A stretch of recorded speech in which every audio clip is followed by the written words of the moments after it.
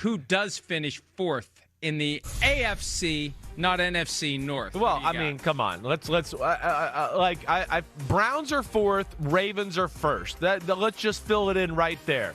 Are you going to? Oh, you killed the suspense. Well, so the suspense is for 2 and 3. The Ravens are 1, the Browns are 4. I'm just going to get that out of the way right now. Now we can get into a good discussion between 2 and 3 here a little bit. What if that's the thing. No matter, you can't reasonably, and it's not disrespectful for the Browns. You would have any Browns fan that says they're going to finish higher than fourth is allowing their fandom to influence them. Objectively, they are the fourth best team in the division because it's a very good division. It is. You've got the team with Aaron Rodgers that likely is going to be in third place. Show the odds again. I don't know that any other division has that spread from favorite to fourth. Minus 165 right, according to DraftKings Sportsbook for the Ravens, plus 3,500 for the Browns. I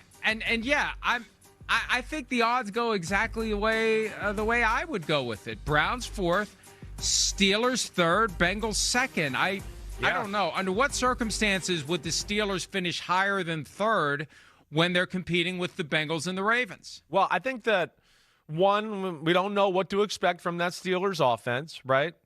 I think we all know the Steelers defense will be good, right? It's just how good. Is it going to be top 12 good or can it be top 5 good? And that can change things. And I think within that, too, everything we're talking about, with the Trey Hendrickson issue, you got a first-round rookie Shamar Stewart who's extremely talented and raw. It looks like, by all due accounts, they're going to start a rookie middle linebacker because of the whole Jermaine Pratt thing, right?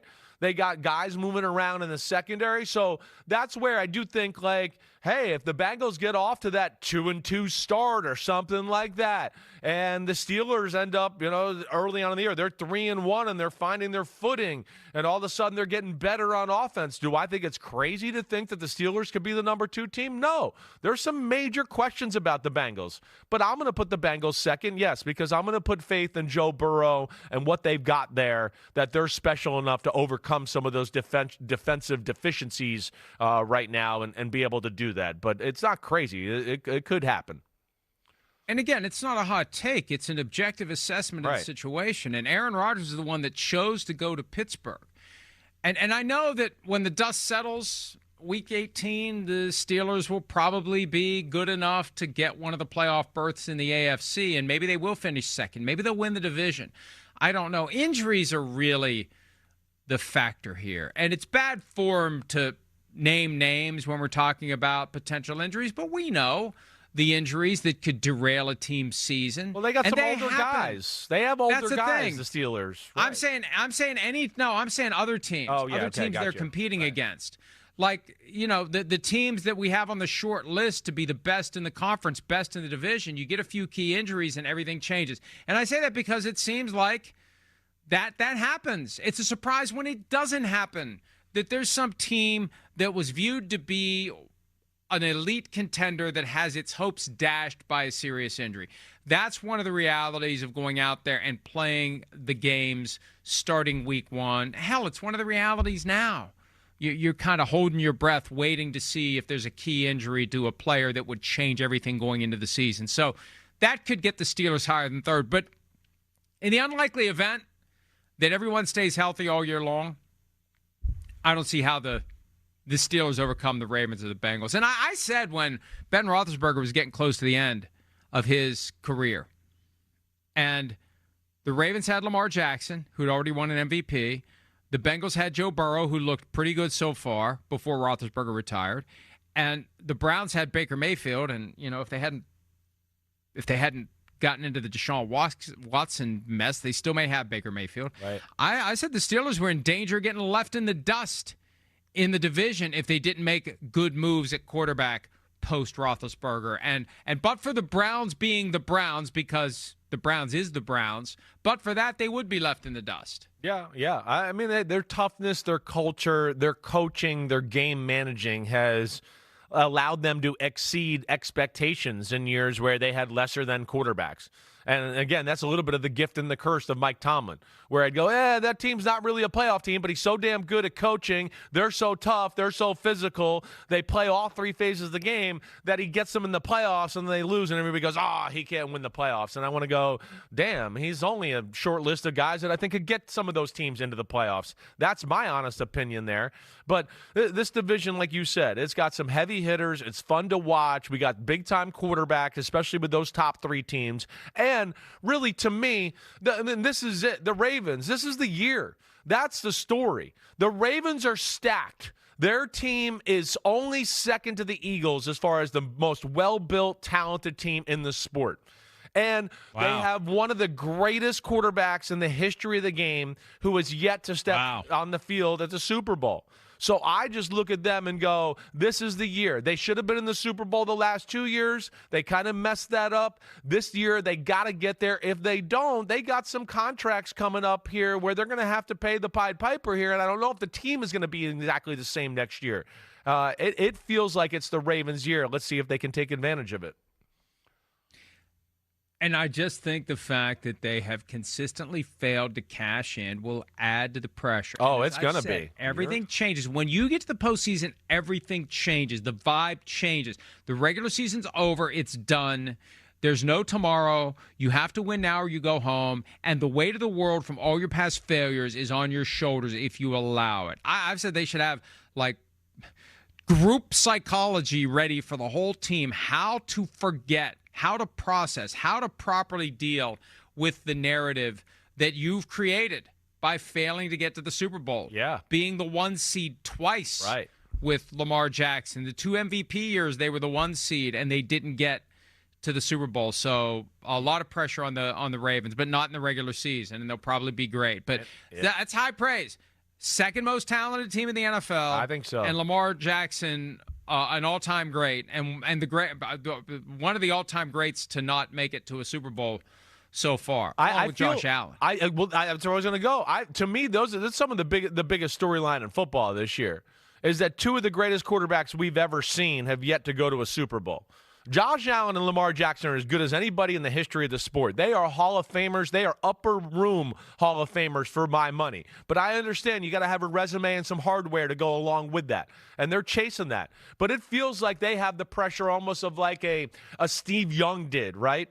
Or maybe a John Elway to crack through and win one, even though he had been at the Super Bowl. It feels that way. Like, get the monkey off my back, right? And Lamar and Josh Allen have had to deal with that number 15 Mahomes monkey on their back who just dominates the AFC. And can they get rid of him, beat him in one of these big moments to get to a Super Bowl? So far, Joe Burrow's been the only guy that can do that, and he only did it once. So that's where I find it interesting. And yeah, I think Baltimore, other than I worry about if Zay Flowers or Rashad Bateman get hurt, and then you have to rely too much on an aging DeAndre Hopkins, I think that's the only thing I worry about with their football team. Other than that, I think Baltimore is legit Super Bowl type of team. If they get hurt early enough, they can trade for Tyreek Hill. That would be amazing. This reminds me of something. I'm reluctant to say this because there's one specific viewer who at one point was emailing this take so repeatedly I had to tell him to stop. Yeah. And he's going to email again now that I finally shared his view. But he believes that they should just tear down the distinctions between the conferences and allow a tournament that is independent of what conference you're in so that we can get, at the end of the day, Chiefs-Bills, Chiefs-Ravens. The two best teams will be standing regardless of which conference they're arbitrarily assigned to. They'll never do it. And even then, I don't think it guarantees the two best teams. No, I mean, it would almost be like an NCAA tournament-style bracket, right? Where it doesn't matter what conference you're in. At the end of the day, we're going to have a tournament. Well, I would be kind of like that both football and basketball. Because at the end of the day, it doesn't matter what conference you're in. Not that there's a two-conference system. It's a multi-conference system, which makes it unavoidable. But in a two-conference system, it's the way the NFL's always done it. It goes back to the NFL, AFL. They are not going to ditch that. Although, you know what? I don't want to say never, because if they ever would become convinced they would make a shitload more money by doing it, then they would do it. Yeah, maybe, but it doesn't guarantee anything, right? And what, Johnny Emailer thinks is the best team, I'm sorry, he just probably doesn't know sometimes. Just because the quarterback, whatever, you heard me all last year. I don't think Jalen Hurts is a top 5 quarterback. He's very good. He's top 10. But, damn, the Eagles are the best team. And I said that to you, week 8, week 9 last year? They're the best team. They're going to the Super Bowl. And that's where we can't get too obsessed with the quarterback thing all the time. And I don't know. You know me. I'm a traditionalist. I like the AFC, NFC type of battle, showdown, whatever there, rather than just an open tournament format. But I'm an old man. Get off my lawn on those subjects. Yeah, I don't think there's an easy way to do it.